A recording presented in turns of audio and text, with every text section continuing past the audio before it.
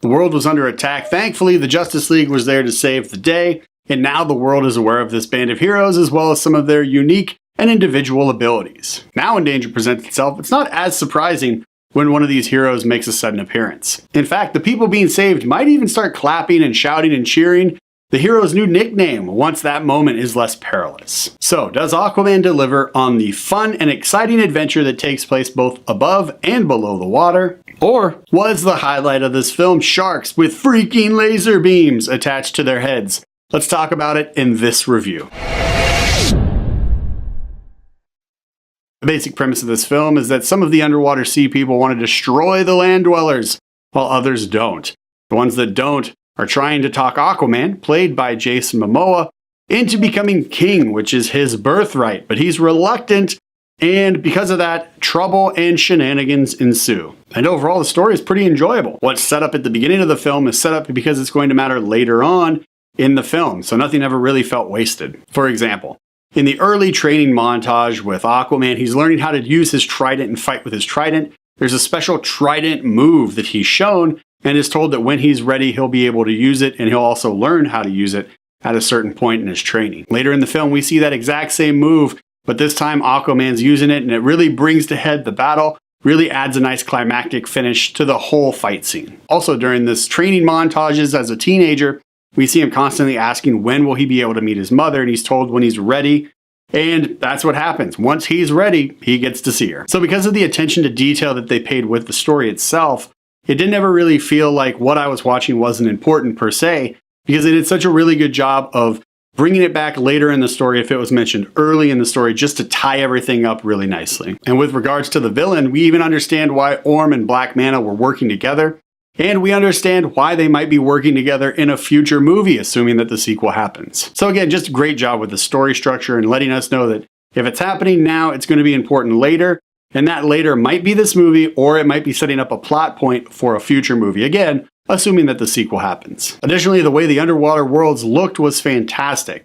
The vibrancy of the colors in IMAX were spectacular. Plus the creative design of the underwater worlds and kingdoms that we see in this film, and like their elite forces and how they look, plus all of the other characters and creatures in these other kingdoms, it really impressed me. This was like a combination of Tron and Star Wars and Indiana Jones or The Mummy mixed with a few other things. Just overall, really well done developing these worlds to make them feel three-dimensional, to make them feel real in a very unrealistic setting. And I really enjoyed how they dug into the history and the mythos of their kingdoms. Again, just to really build out these unbelievable worlds to make them feel fully dimensional, fully realized, so that we could really just immerse ourselves in this story and in these worlds for the time we're in the theater. Yes, the majority of this film is CGI, it's computer-generated images, but guys and gals, we gotta remember, we gotta keep our expectations right. This film takes place mostly underwater. Don't be the guy that's huffing and puffing because, oh, he talks to fish and whales and stuff. The trailer showed people riding sharks that had laser beams attached to their heads, folks.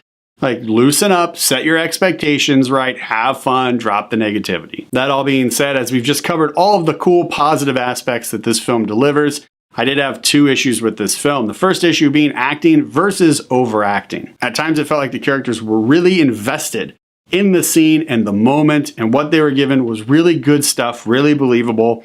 And in the very next scene, it felt like they might be overacting to overemphasize the moment, which kind of took it out of this believable and an unbelievable world and made it feel like a goofy action movie. For example, the opening battle scene that takes place inside a submarine was pretty bad as far as acting and dialogue was concerned. I was really concerned that this film was going to have that type of feeling from beginning to end, and I'm happy to report it doesn't. However, the film does vacillate between over-the-top, cheesy action movie goodness and believability. So that inconsistency is a problem for sure. And the second issue is dialogue. And it's the exact same issue as the acting. It's just inconsistent in quality. At times it really worked, right? So we'd have these believable moments where the characters are discussing things that are happening in the story or the overall mythos of the worlds, etc. And that was really cool. And then other times it would flip and it would be like this over the top, like super adrenaline fueled dude action movie style dialogue.